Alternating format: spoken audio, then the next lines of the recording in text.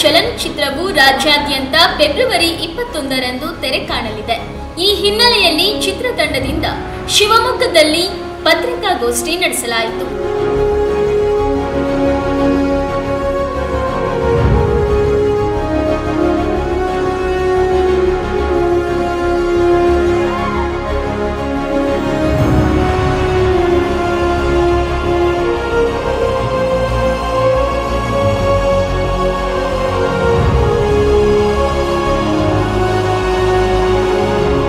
ಭಾವತೀರಯಾನದ ಬಗ್ಗೆ ಒಂದೆರಡು ಮಾತುಗಳನ್ನ ಹೇಳ್ತೀನಿ. ಆ ಸಿನಿಮಾವನ್ನ ನಾವು ಪ್ರೆಸೆಂಟ್ ಮಾಡ್ತಾ ಇದೀವಿ, ಗೆಣಬಿ ಮೀಡಿಯಾ ಲ್ಯಾಬ್ನವರು ಪ್ರೆಸೆಂಟ್ ಮಾಡ್ತಾ ಇದೀವಿ.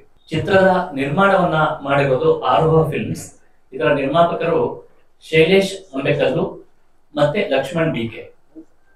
ಚಿತ್ರದ ಬಗ್ಗೆ ವಿವರವಾದ ಮಾಹಿತಿಯನ್ನ ಚಿತ್ರದ ನಿರ್ದೇಶಕ ದ್ವಯರು ಇಲ್ಲಿದ್ದಾರೆ ನನ್ನ ಜೊತೆಗೆ, ಮಯೂರ್ ಅಂಬೇಕಲ್ಲು ಮತ್ತೆ ತೇಜಸ್ ಕಿರಣ್. ಇವತ್ತು ನಮ್ಮ ಜೊತೆಗೆ ಚಿತ್ರದ ತಾರಾಗಣದಲ್ಲಿರುವ ಅನುಷಾ ಕೃಷ್ಣ ಅವರಿದ್ದಾರೆ, ಆರೋಹಿ ನೈನಾ ಅವರಿದ್ದಾರೆ, ಸಂದೀಪ್ ಇದ್ದಾರೆ, ಮತ್ತೆ ಚಿತ್ರತಂಡದ ಕ್ಷೇಮ ಅವರು ಇದ್ದಾರೆ.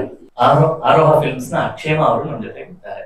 ಮೊದಲನೇದು, ಈ ಚಿತ್ರದ ಕತೆ ಮತ್ತು ಇದರ ಚಿತ್ರೀಕರಣ ಮಾಡಿರುವ ಲೊಕೇಶನ್, ಇದರಲ್ಲಿ ಬಳಸಿರುವ ಕಾಸ್ಟ್ಯೂಮ್ ನಿಜಕ್ಕೂ ನಿಮ್ಗೆ ಒಂದು ಹೊಸತನದ ಫೀಲ್ ಆಗುತ್ತೆ. ಇವರಿಬ್ರು ತುಂಬಾ ಚಿಕ್ಕ ವಯಸ್ಸಿನ ಯುವಕರು.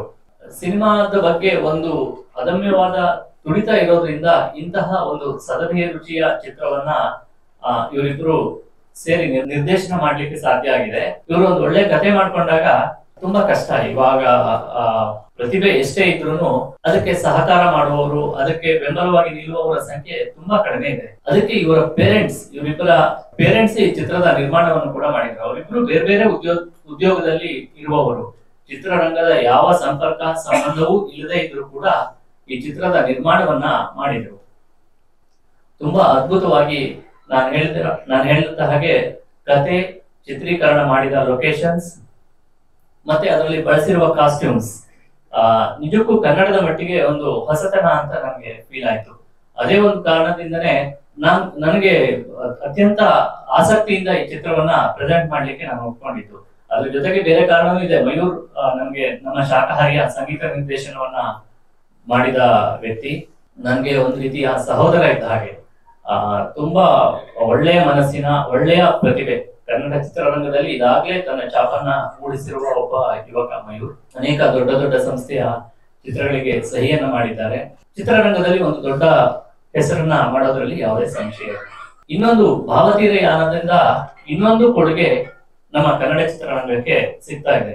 ನನ್ಗೆ ತುಂಬಾ ಅಭಿಮಾನ, ಹೆಮ್ಮೆಯಿಂದ ಹೇಳ್ಕೊಳ್ತೀನಿ.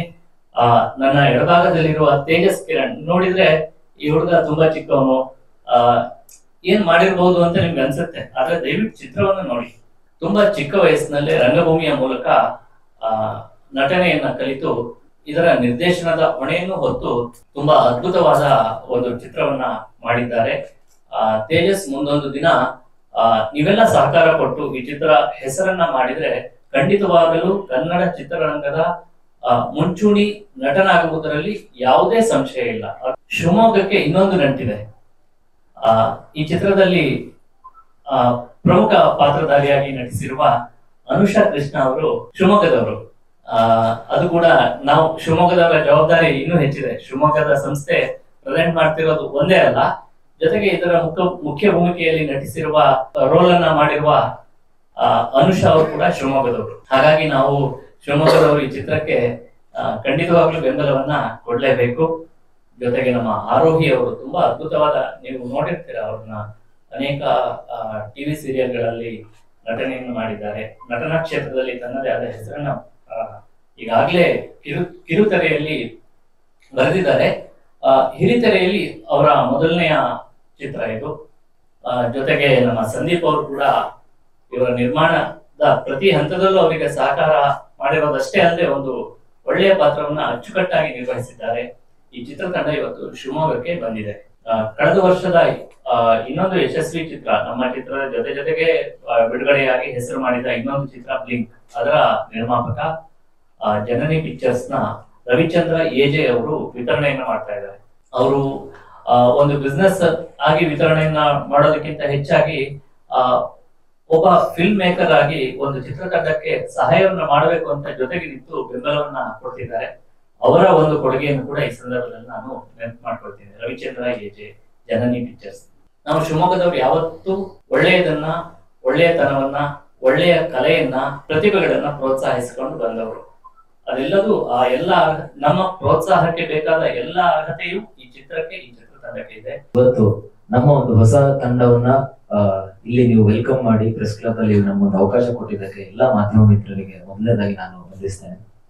ಸಿನಿಮಾದ ಬಗ್ಗೆ ಹೇಳ್ಬೇಕು ಅಂದ್ರೆ ಇತ್ತೀಚಿನ ದಿನದ ಕನ್ನಡ ಚಿತ್ರರಂಗ ಆಗಿರ್ಬೋದು ಅಥವಾ ಇಡೀ ಒಂದು ಚಿತ್ರರಂಗನ ತಗೊಂಡ್ರೆ ಒಂದು ಫ್ಯಾಮಿಲಿ ಸಮೇತವಾಗಿ ಹೋಗುವಂತ ಸಿನಿಮಾಗಳು ಎಲ್ಲೋ ಒಂದ್ ಕಡೆ ಕಡಿಮೆ ಆಗ್ತಾ ಇದೆ ಅನ್ನೋದು ತುಂಬಾ ಎಲ್ಲರ ಒಂದು ಅನಿಸಿಕೆ ಆಗಿದೆ. ಅಂದ್ರೆ ನಾವು ಇದು ಸಿನಿಮಾ ಶುರು ಮಾಡಿದ್ದು ಒಂದು ಸಣ್ಣ ಪ್ರಾಜೆಕ್ಟ್ ಆಗಿ ಶುರು ಮಾಡಿದ್ದು ಇವತ್ತು ಭಾವತೀರಾಯನ ಆಗಿ ನಿಮ್ಮ ಮುಂದೆ ಇದೆ 21ಕ್ಕೆ ಬರ್ತಾ ಇದೆ. ಈ ಪ್ರೊಸೆಸ್ ಅಲ್ಲಿ ನಾವು ಎಲ್ಲರ ಹತ್ರ ಒಂದಷ್ಟು ಜನರ ಹತ್ರ ಡಿಸ್ಕಸ್ ಮಾಡ್ತಾ ಇದ್ದಾಗ ನಿಮ್ ಸಿನಿಮಾ ಯಾವ್ದು ಅದೇ ತರ ಹೊಡಿ ಇದೆಯಾ ಅಥವಾ ಏನಾದ್ರು ಸ್ವಲ್ಪ ಎಲ್ಲರೂ ನೋಡೋ ತರ ಇದೆಯಾ ಅಂತ ಕೇಳ್ತಾ ಇದ್ರು. ಆ ಟೈಮಲ್ಲಿ ನಮ್ಗೆಲ್ಲೋ ಒಂದ್ ಕಡೆ ಹೋಪ್ ಬರಕ್ ಶುರು ಆಯ್ತು. ಅಂದ್ರೆ ಎಲ್ರು ನೋಡುವಂತ ಒಂದು ಸದಭಿರುಚಿ ಇರುವಂತ ಒಂದು ಸಿನಿಮಾನ ನಾವು ತಯಾರು ಮಾಡ್ತಾ ಇದ್ದೀವಿ. ಸೊ ಇದು ನಿಲ್ಸೋದ್ ಬೇಡ, ಕಂಪ್ಲೀಟ್ ಮಾಡಿ ಇದನ್ನ ಜನಕ್ಕೆ ತಲುಪಿಸೋಣ. ನಮ್ಮ ಪ್ರಯತ್ನ ಜೆನ್ಯೂನ್ ಆಗಿದ್ದು ಜನಕ್ಕೆ ಇಷ್ಟ ಆದ್ರೆ ಖಂಡಿತವಾಗ್ಲೂ ಜನ ನೋಡ್ತಾರೆ.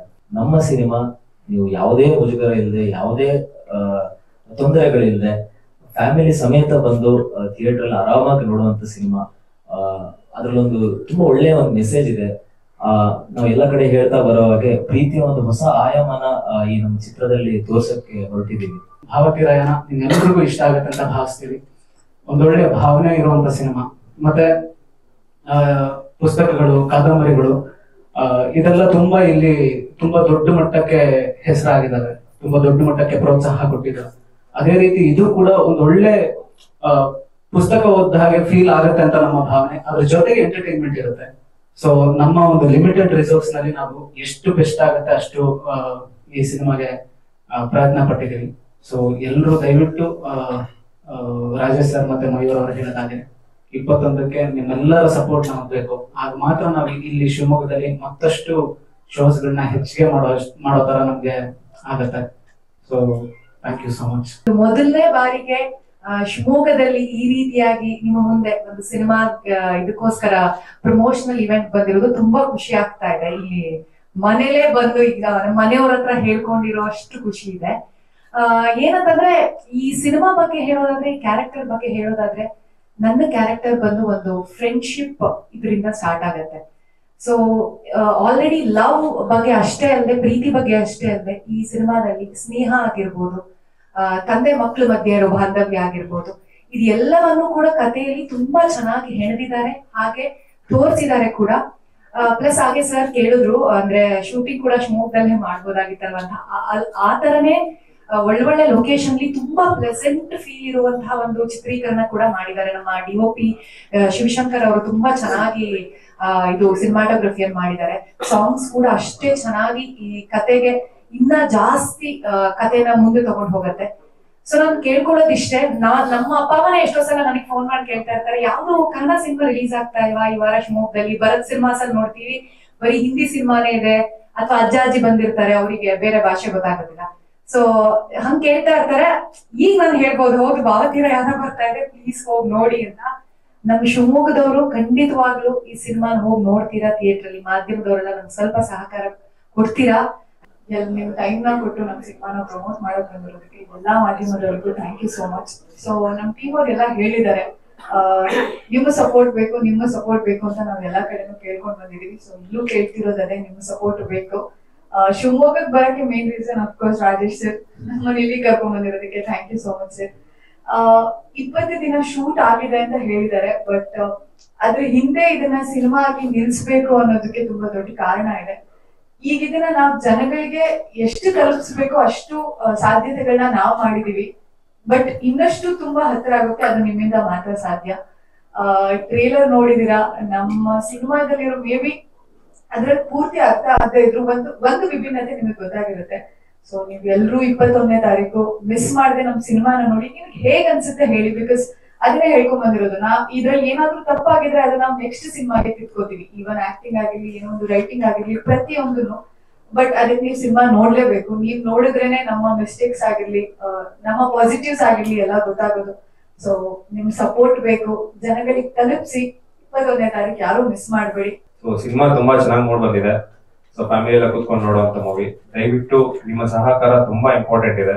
ಸೊ ಎಲ್ಲರೂ ಹೇಳಿದಾಗೆ 21st ಗೆ ಸಿನಿಮಾನ ಬಂದು ಥಿಯೇಟರ್ ನೋಡಿ ಆಶೀರ್ವದಿಸಿ, ಹೊಸಬರಿಗೆ ಸಪೋರ್ಟ್ ಮಾಡಿ. So thank you so much. Miss ಮಾಡದೆ ಸಿನಿಮಾ ಬಂದು ಥಿಯೇಟರ್ ನೋಡಿ, ಅವಾಗ ಎಲ್ಲರಿಗೂ ಇಷ್ಟ ಆಗತ್ತೆ. Thank you.